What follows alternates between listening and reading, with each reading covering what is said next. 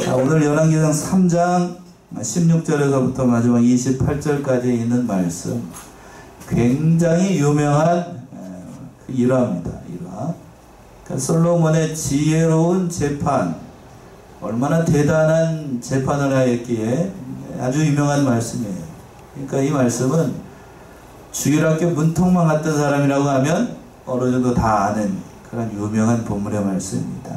그래서 본문 말씀 의지해서 솔로몬의 지혜로운 재판이라는 말씀의 제목으로 주로 오전 예배 시간을 다루겠습니다. 솔로몬의 무슨 재판이라고요? 지혜로운 재판.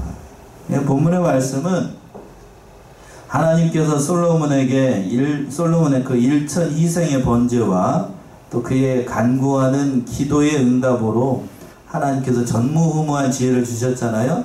그것에 대한 그 하나님의 지혜가 얼마나 대단한 것인가를 실증적으로 입증하는 그 사건이었어요. 그러니까 즉 두 창기가 제기한 이 친자 확인 소송, 인간의 지혜로는 이걸 해결할 방법이 없습니다. 그거를 하나님의 지혜로 아주 명쾌하게, 그리고 누구나 다 공감할 수 있는 방법으로 하나님의 지혜의 탁월함을 증명을 했고, 이 판결로 말미암아 솔로몬은 하나님의 지혜의 능력을 드러내고 또 그 나라를 하나님께서 원하신 대로 잘 통치해 나가냈던 아주 유명한 그런 본문의 말씀입니다. 첫 번째 이제 16절과 22절에 있는 것처럼 두 명의 창기 사이에 친자 확인 소송이 일어나게 됐던 거예요. 먼저 16절 한번 보시면은요. 때 창기 두 계집이 왕에게 와서 그 앞에 서며, 예, 때에 라는 말로 시작을 하고 있습니다. 오늘 또 이 때라는 말이 참 중요한데, 어떤 때를 말하는 것인가, 앞에 있는 그 사건을 얘기하는 거, 우리가 지난주에 살펴봤던 거. 솔로몬이 하나님 앞에 무슨 번제를 드리고? 일선 번제를 드리고, 그 응답으로 하나님께서 전무후무한 지혜와 지식을 주신 그 때, 그 사건이 지나가고 난 다음에 하나님께서 이러한 일이 일어나게끔 역사하셨다는 얘기예요. 그때에 인간의 지혜로는 해결할 방법이 없는 그러한 소송 사건이 일어나게 됐던 거예요. 그래서 두 명의 창기가 왕 앞에 나왔습니다. 두 명의 창기가 왕 앞에 나왔다. 이거는 우리가 그냥 지나갈 수가 없어요. 그때나 지금이나 창기가 뭐 하는 사람이에요? 예, 몸 파는 여자지요. 몸 파는 여자. 여러분 그런 사람들 보시게 되면 아, 좋은 사람이다 라는 생각이 드시나요? 아니면 이 더러운 여자 이렇게 생각을 하시나요? 어떤 쪽이에요? 전자예요? 후자예요? 후자죠, 후자. 그때도 그렇고 지금도 마찬가지예요. 그러니까 이 창기가 왕 앞에서 재판할 수 있었다는 것은 두 가지를 얘기를 하는 거예요. 첫 번째는 솔로몬이 다스리는 나라가 누구에게까지 영향력을 미쳤냐면 인간이 가장 싫어하는 족속인 창기들도 왕을 존중하는 것. 창기들도 왕 앞에서 왕 앞에 와가지고 재판할 수 있을 정도로 아주 그 하나님의 공의가 잘 실현되는 그런 나라였다라고 하는 거고. 왜 그런가? 창기들은 보통 이 아주 밑에 있는 계급의 사람들은 재판을 한다고 해도 하급 재판관들이 보통 재판을 하겠지요? 왕까지 올라가는 게 쉬운 일이겠어요? 어려운 일이겠어요? 어렵죠. 우리식으로 얘기한다라고 하면 대법원 재판, 3심 재판이 대법원 최고 재판인데 거기까지 가는 게 쉬운 일 아니에요? 돈도 있어야 되고 세상 말로 백도 있어야 되고 그런 일이 일어나게 되는데, 지금 이 두 명의 창기들이 솔로몬의 왕 앞에서 재판을 한다라고 하는 건 이건 놀라운 일인 겁니다. 또 하나님의 은혜였기도 하고 하나님께서 뒤에서 배후에서 역사를 했기 때문에 두 명의 창기들이 솔로몬 앞에서 재판을 받을 수 있다는 거예요. 또 중요한 사실은 이 솔로몬이 이 재판하는 거, 이 두 명의 창기들을 몹쓸 사람이라고 여기지 않고 그 사람들을 다 하나의 인격체로 받아들이고 그 사람들까지 다 자비롭게 재판을 하였던 그런 은혜로운 왕이었다라고 하는 거예요. 처음의 모습, 처음에 솔로몬의 모습. 이 두 가지 사실을 우리가 놓치면 안 된다고 하는 사실입니다. 그래서 17절 보시면 또 17절.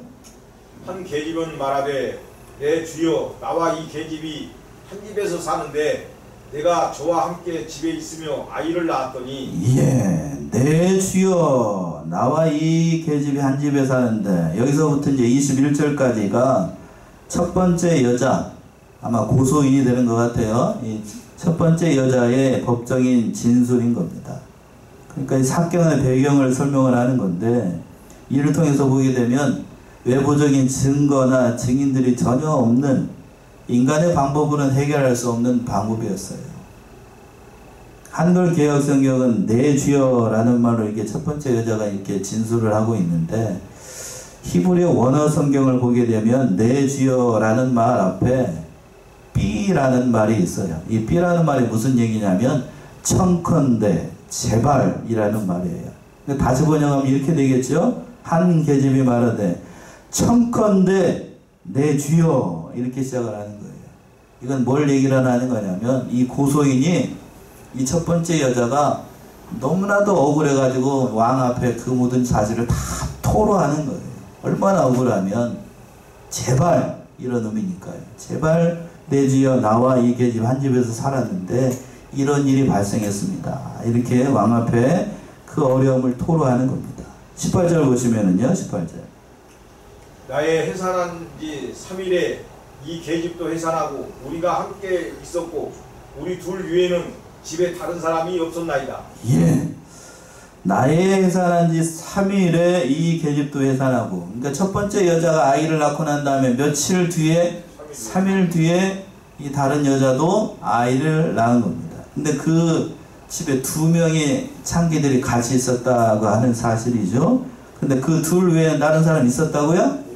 다른 사람이 없었습니다.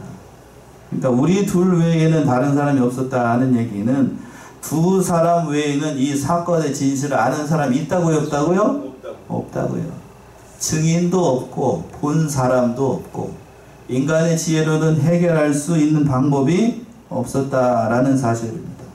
제3자가 있다라고 하면 다른 사람의 증인이 있다라고 하면 이걸 해결할 방법이 있을 것인데 다른 증인이 없다는 것이 이 사건을 해결하기가 굉장히 어렵다는 거예요. 또 더더군다나 이 두 여자의 직업이 뭐라고 그랬어요? 창기입니다. 창기. 그러니까 남편도 없었던 것 같고 누구의 자식인지도 모르는 아이들을 낳았다는 얘기죠. 그런데 그렇다고 하면 또 앞에서 직업이 창기라고 했으니까 일반적으로 이 창기들은 거짓말하는 거 일도 아닙니다. 왜? 다른 남자에게 몸도 파는 마당에 거짓말쯤이야. 아무것도 아니겠지요. 그러니까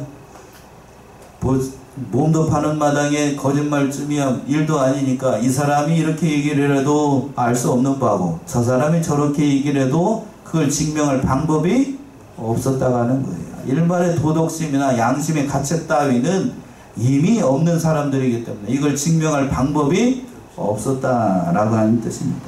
그러니까 아마 이 사건을 가지고 이 두 여자들이 아마 다른 재판관들, 하급 재판관들 앞에서도 이렇게 주장을 했을 거라고요. 근데 하급에 있는 재판관들이 생각하고 재판을 할 때 그들도 이걸 해결할 방법이 없었다는 거예요. 왜? 두 사람의 의견이 너무나도 팽팽하고 이걸 증명할 다른 증거가 없었기 때문이지. 물론 오늘날 같으면 DNA 검사하면 그냥 몇 분이면 나와요. 바로 나오겠지만 그때 당시에는 다른 방법이 없어요. 둘 다 우기게 되면 이걸 증명할 방법이 없었다고요. 그래서 또 19절 보시면 19절. 그런데 밤에 저 계집이 그 아들 위에 누움으로 그 아들이 죽으니. 예. 19절과 20절은 이제 첫 번째 고소인의 추측인데요. 목격담이 아니고 추측입니다. 왜 그러냐 하면 20절에서 보게 되면 이 여자도 밤에 뭐하고 있었냐면 잠이 들었어요. 아마 아이를 낳고 얼마 되지 않았으니까 굉장히 피곤하다고요. 피곤하고 힘이 들고 잠이 들었었는데 근데 이 진리를 판별할 수 없다는 것도 되죠. 또 20절 보시면 또 뭐라고 되어 있냐면 저가 밤중에 일어나서 계집종 나의 잠든 사이에 내 아들을 내 곁에서 가져다가 자기의 품에 놓이고 자기의 죽은 아들을 내 품에 넣어나이다. 예, 19절하고 똑같이 이건 목격담이 아니고 추측이죠. 추측. 추측입니다. 그러니까 첫 번째 여자는 그 피고인입니다. 두 번째 여자가 아마도 자기가 자고 있을 때에 그 아주 와가지고 그냥 죽은 아들을 샥 바꿔치기 해가지고 이렇게 한 것으로 생각이 된다. 라고 법정에서 첫 번째 여자가 추정을 했던 겁니다. 21절의 말씀이 그 말씀인데 21절 보시면 미명에 내가 내 아들을 젖먹이려고 일어나 본즉 죽었기로 내가 아침에 자세히 보니 내가 낳은 아들이 아니더이다 하며 예, 미명에 내가 내 아들을 젖먹이러 일어나 본즉 죽었기로. 여기서 미명이라고 하는 거는 새벽 2시에서 해 뜰 때까지 그 시간을 가리키는 겁니다. 그러니까 이때는 사람이 굉장히 피곤해가지고 곤히 잠자는 때죠. 곤히 잠자는 때. 그러니까 아직 해가 뜨지 않았으니까 아이의 얼굴을 정확히 구별할 수도 없고 그 이른 새벽이니까 아이가 어머니가 이제 본능적으로 젖을 먹이려고 그렇게 있었는데 그 아이가 죽었어요. 그러니까 얼마나 낙심이 됐겠냐고요. 그런데 아침에 일어나가지고 아침에 자세히 보니까 자기가 낳은 아들이 아니었어요. 왜 아는가? 여기 아이를 낳아보신 분들 다 아시겠지만 자기 아들인지 자기 아들이 아닌지 아무리 핏덩어리라도 보면 알아요, 몰라요? 그걸 설명을 할 수 없지만 압니다. 자, 제가 어느 목사님 설교를 하는 중에 그런 얘기를 하시더라고요. 실명을 얘기를 해야 되겠네요. 저도 그렇게 썩 좋아하는 목사님 아닙니다. 장경동 목사님이 사모님한테 요걸 가지고 설교를 하면서 물어봤대요. 불 다 꺼놓고 아들이 하나 있는데 아들이 지나가고 자기가 지나가게 되면 그거를 당신은 눈 감고도 알 수 있냐고 물어봤더니 그 사모님이 그랬대요. 이미 10m 전부터 안다고. 어떻게 할까요? 말하지 않아도 설명하지 않아도 알아요. 보지 않아도 압니다. 감으로 다 알아요. 감으로. 느낌으로. 오늘 본문의 말씀에서도 그렇습니다. 저는 모르겠어요. 아이를 낳은 여자분들은 더 아시겠지만 딱 보는 순간 아침에 보니까 자기가 낳은 아들이 아니에요. 본능적으로 아는 거죠. 아들이 아니다라는 사실을. 그러니까 근데 여기서 중요한 건 뭐냐면 이거는 자기가 한 주장이고 이걸 증명할 방법이 이 여자에게 있어요, 없어요? 없어요. 사실이지만 뒤에 가서 보면 사실이에요. 사실이지만 이걸 입증할 다른 방법이 없어요. 요새 말로 법정에서 증거가 없다고요. 증거가. 그건 당신 주장이고 당신의 말이 진실이고 사실이라는 얘기를 재판장 앞에서 증명할 방법이 없다고. 요즘 같으면 뭐 하면 돼요? DNA 검사하면 바로 나오겠습니다만 이 여자의 말을 증명할 다른 방법이 없었다라고 하는 거예요. 그러니까 인간적인 다른 방법으로는 이걸 해결할 방법이 없다는 얘기지요. 그래서 그 말을 들었던 다른 여자가 뭐라고 주장하는가? 22절이죠. 22절 보시면 다른 계집은 이르되 아니라 산 것은 내 아들이요 죽은 것은 네 아들이라 하고 이 계집은 이르되 아니라 죽은 것이 네 아들이요 산 것이 내 아들이라 하며 왕 앞에서 그와 같이 쟁론합니다. 예.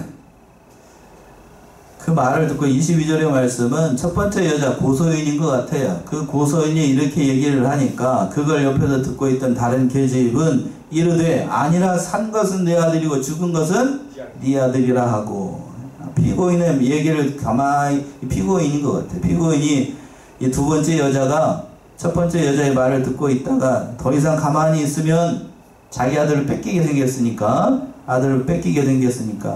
이제 자기의 말이 옳다라고 해가지고 왕 앞에서 쟁론을 하면서 자기가 옳다라고 주장을 했던 겁니다. 그러니까 참 그러면서 뭐라고 그랬냐면 이 계집은 이르되 아니라 죽은 것이 네 아들이고 산 것은 내 아들이다. 그러니까 어순만 바꿔가지고 서로 그냥 왕 앞에서 서로 팽팽하게 맞서면서 얘기를 했던 겁니다. 왕 앞에서 뭐 했다라고 되어 있냐면 쟁론했다라고 했어요. 말로서 서로 싸웠다는 얘기는 우긴다는 거죠. 서로 우긴다. 그러니까 이 두 여자가 솔로몬 앞에서 자기가 옳다라고 주장을 하니까 왕 앞에서 쟁론한다는 얘기는 그때 당시 율법을 보게 되면 누구 앞에서 하는 거하고 똑같느냐면 바로 하나님 앞에서 싸우는 거하고 똑같아요.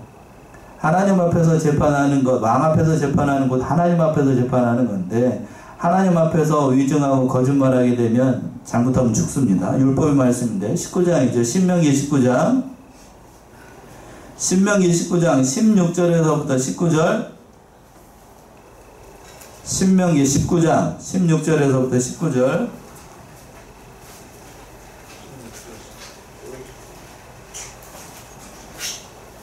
사람이 아무 악이든지 무릇 범한 죄는 한 증인으로만 정할 것이 아니요 두 증인의 입으로나 세 증인의 입으로 그 사건을 확정할 것이며 만일 위증하는 자가 있어 아무 사람이 악을 행하였다 바람이 있으면 그 논쟁하는 양방이 같이 하나님 앞에 나아가 당시 제사장과 재판장 앞에 설 것이요 재판장은 자세히 사실하여 그 증인이 위증인이라 그 형제를 거짓으로 무함한 것이 판명되거든 그가 그 형제에게 하려고 꾀한 대로 그에게 행하여 너희 중에서 악을 제하라. 예, 16절에서 그랬죠. 만일 위증하는 자가 있어 아무 사람이 악을 행하였다 말함이 있으면 그 쟁론하는 양방 둘이 다 하나님 앞에 나아가서 당시 재판장과 제사장 앞에 설 것이요 라고 되어 있어요.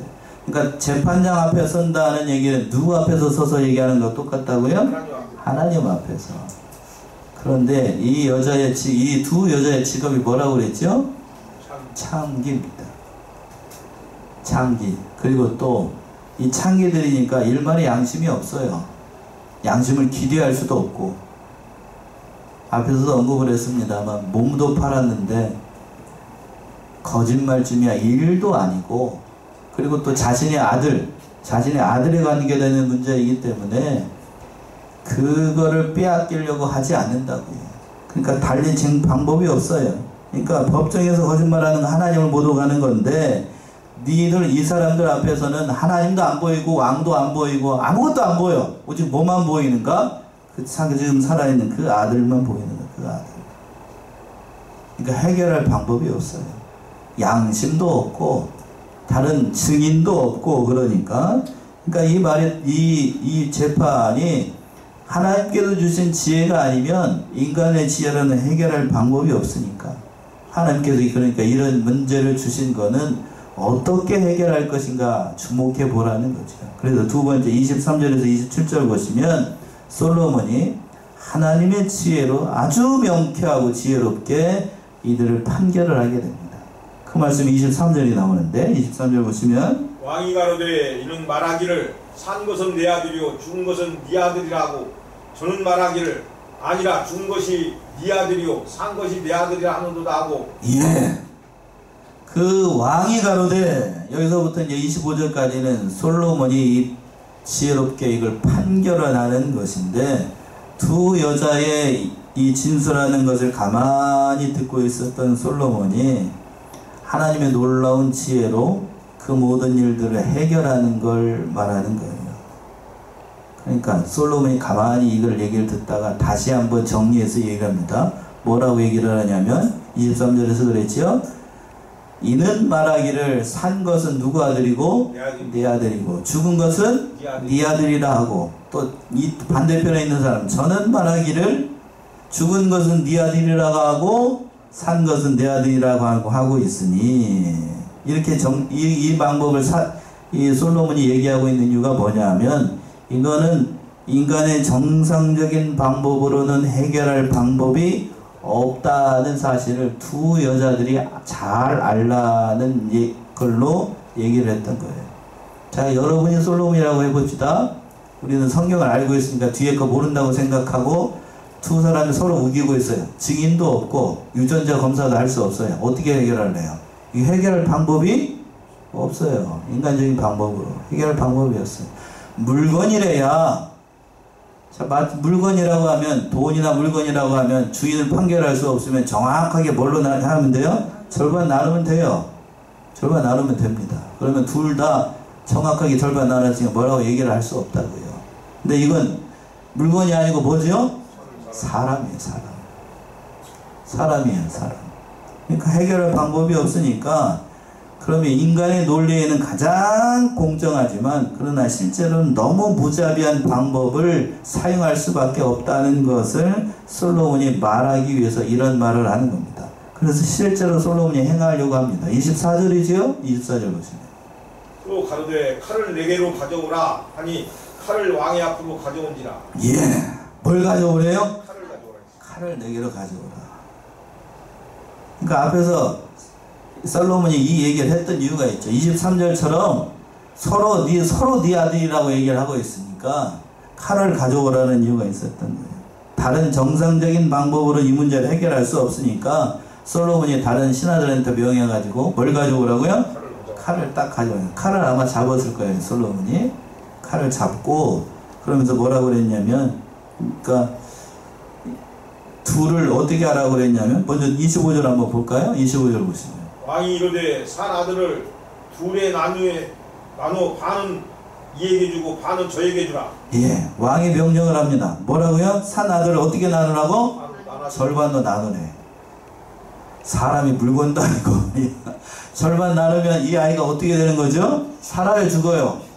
죽어요. 그러니까 솔로몬이 이 얘기를 이렇게 하는 이유는, 그러니까 솔로몬이 하나님께서 주신 지혜로 말미암아 아주 심오한 지략을 꾸민 거예요. 즉 살아있는 아이의 진짜 어머니를 증명해낼 수 있는 방법을 하나님께서 그 지혜를 통해서 솔로몬에게 주셨던 겁니다. 솔로몬은 이 두 사람의 얘기를 딱 듣는 순간 어느 여자가 이 아이의 진짜 엄마인지를 알았을까요? 몰랐을까요? 알죠. 하나님께서 지혜를 주셨기 때문에. 무슨 지혜를 주셨죠? 선악을 어떻게 하는 지혜? 분별하는 지혜라고 그랬어요. 9절 한번 읽어보세요. 9절. 그 외에 열왕기상 3장 9절 한번 읽어보세요. 누가 주의 이 많은 백성을 재판할 수 있사오리까? 지혜로운 마음을 종에게 주사 주의 백성을 재판하여 선악을 분별하게 하옵소서. 주의 백성을 재판하여 뭐를 분별하게 해달라고요?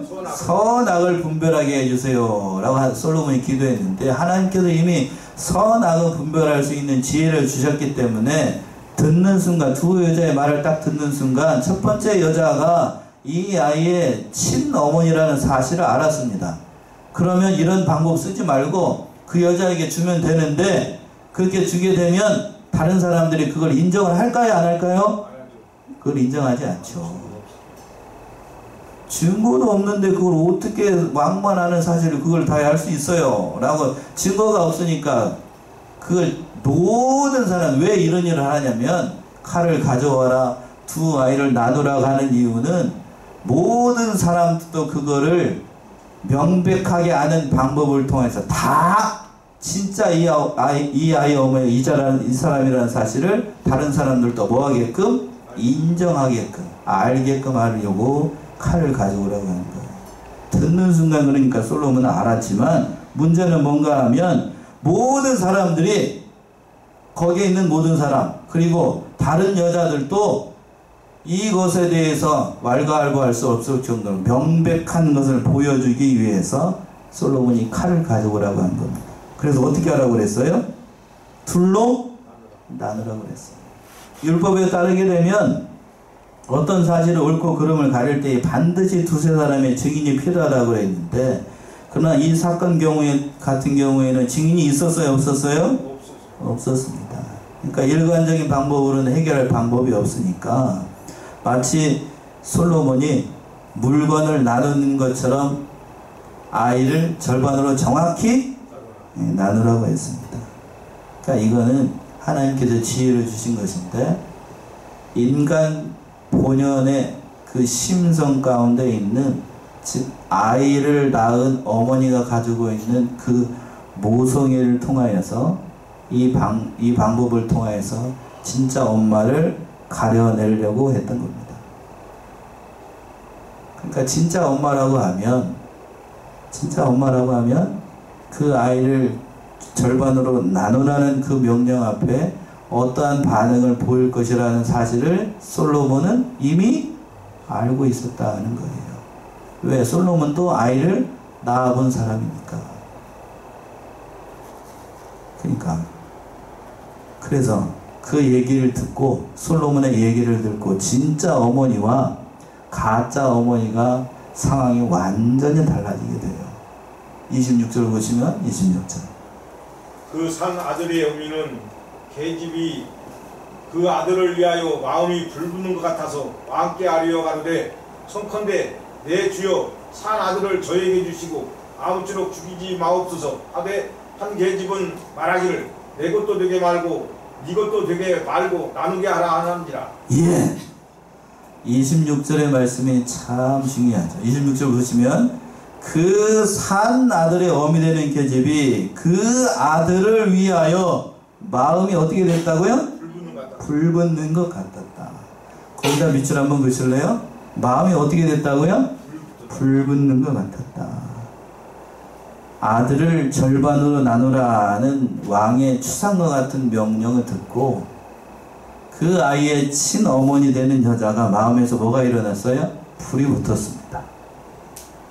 불이 붙었다는 얘기는, 마음에 불이 붙었다는 얘기는 성경에서 보게 되면 그럴 때 사용을 했습니다. 창세기에서 보게 되면 요셉이 애굽에서 종살이하고 오랫동안 고생하다가 자기의 친 형제들과 특히 자기의 친 동생이었던 베냐민을 봤을 때에 감정이 복받쳐 가지고 그 마음에서 일어나는 그 상황, 그때 썼던 마음이에요.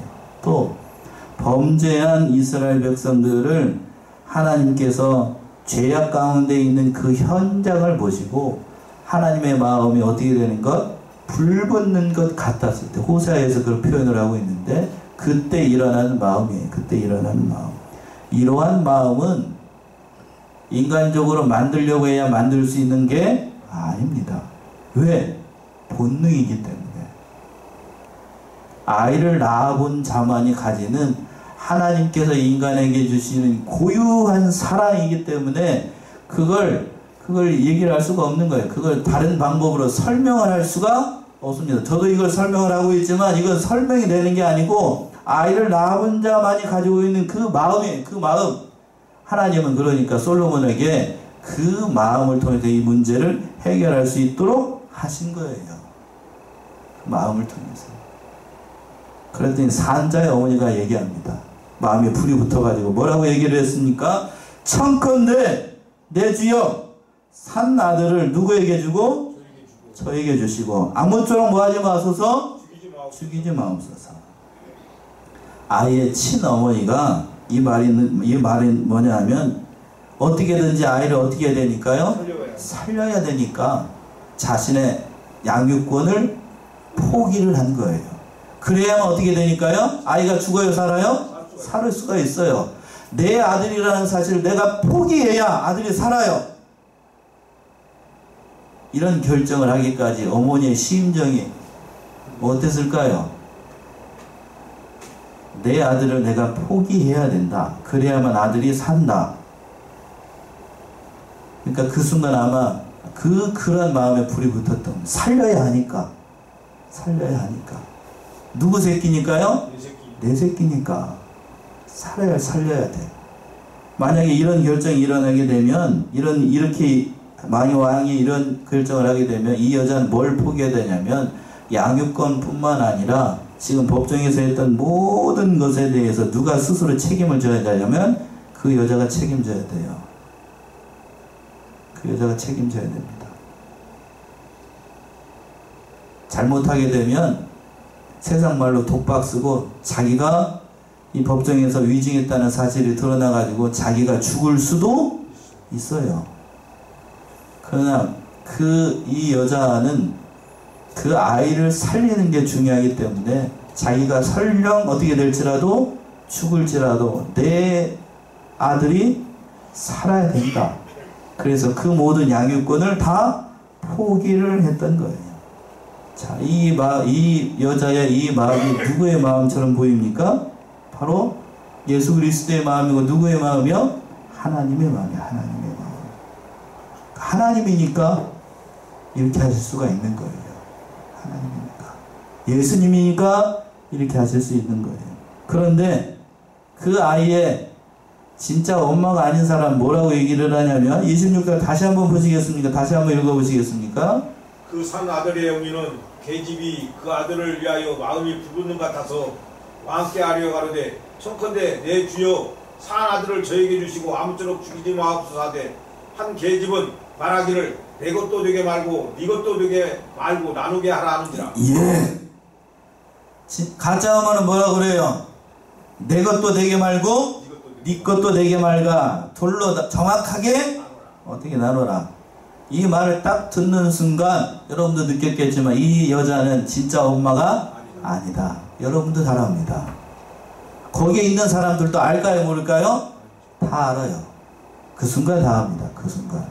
그러니까 솔로몬이 칼을 가지고 와서 두 아이를 둘로 나누라고 하는 건 진짜 엄마가 누구인지를 모든 사람들 앞에 보여주기 위한 거예요. 이미 솔로몬은 알고 있었다고요? 모르고 있었다고요? 알고 있었어요. 알고 있었는데 모르는 사람들이 여러분들이 지금 성경을 읽는 것처럼 다 공감하게끔 진짜 엄마가 누구인지 다 증명해야 되잖아요. 그걸 증명을 하는 거예요. 뭘로? 하나님의 지혜로. 하나님의 지혜로. 그러면서 마지막 27절 판결하죠? 27절 보시면 왕이 대답하여 가로되 산 아들을 저 계집에게 주고 결코 죽이지 말라. 저가 그 어머니라 하며. 예, 저가 그 어머니라 하며. 두 여인의 말을 딱 듣는 순간 솔로몬뿐만 아니라 지금 오늘 이 성경 말씀을 듣고 있는 저와 여러분들도 누가 진짜 엄마인지 다 압니다. 그렇게 명확하게 솔로몬이 판단을 했던 거예요. 선악을 분별하는 지혜로 그렇게 분별을 했던 겁니다. 그래서 하나님의 말씀에 그런 능력이 있다는 겁니다. 한 번 더 찾아볼까요? 히브리 4장이죠? 히브리 4장 12절 13절 히브리 4장 12절 13절 하나님의 말씀에 무슨 능력이 있습니까?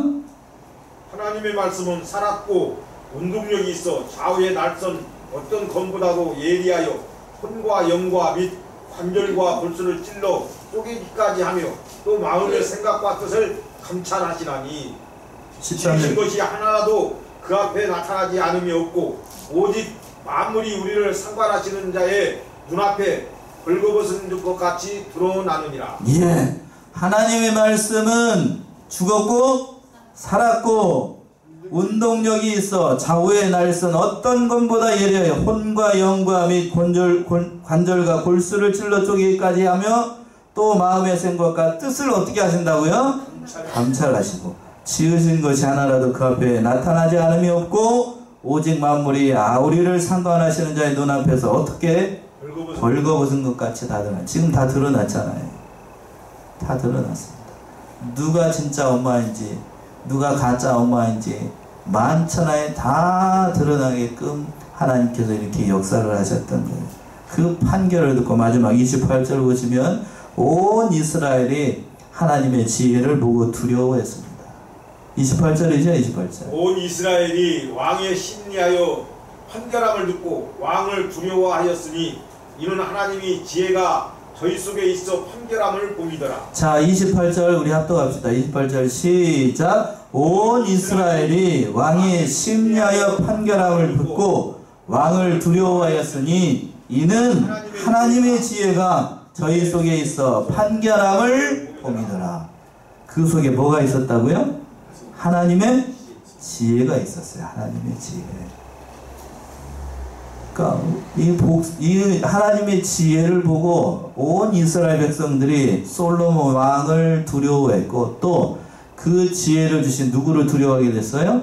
하나님을 두려워하게 됐다. 여기서 하나님을 두려워했다는 건 하나님을 경외하게 됐다는 얘기입니다. 하나님을 경외했어요. 그러니까 이 사건을 통하여서 결국 솔로몬은 하나님의 지혜가 어떤 것인가를 만천하에 보여줬고 그 하나님의 지혜로 말미암아 모든 문제를 해결할 수 있는 그러한 왕으로서 그 모든 일을 해나갈 수 있는 계기를 마련하게 됐다는 거예요. 그런데 안타까운 사실은 뭔가 하면 자, 이 성경에서 보게 되면 성경에는 이 사건만 기록되어 있습니다. 이 사건만. 그리고 난 다음에 솔로몬이 계속해서 하나님의 지혜를 가지고 그 나라를 잘 통치하였으면 좋겠지만 그러나 하나님께서 주신 그 지혜의 말씀으로 말년에 가서 솔로몬은 뭐 하는데 사용을 하게 되냐면 처첩을 몇 명씩 거느리고 1000명을 거느리고 자기의 일속을 차려있는데 솔로몬이 이 사용을 했다고 하는 거예요. 안타까운 사실입니다. 진실로 하나님을 경외해야 될 왕이 하나님을 경외하는 건 거리가 멀게 행동을 했던 겁니다. 어쨌든 오늘 본문의 말씀에서 보게 되면 솔로몬이 지혜롭게 재판을 하게 되는데 인간의 지혜로는 도저히 해결할 수 없는 이 사건을 누구의 지혜로? 누구의 지혜로? 솔로몬의 지혜로? 하나님의 지혜로. 솔로몬이 대단해서인가요? 아니에요. 솔로몬이 대단해서가 아니고 누가 주셨기 때문에? 하나님께서 지혜를 주셨기 때문이에요. 솔로몬이 대단한 게 아니고 솔로몬에게 그러한 영감을 주시고 그 모든 일을 주신 하나님이 대단하기 때문에, 하나님이 대단하시기 때문에. 그러니까 우리도 하나님의 지혜를 우리에게 주셨다. 뭐를 통해서 주셨죠? 성경 말씀을 통해서 주셨습니다. 그 말씀대로 우리가 행함으로 하나님께서 예비하신 모든 복과 은혜 누리는 사랑하시는 우리 성안의 성도님들 모두가 되시기 바랍니다. 기도하겠습니다.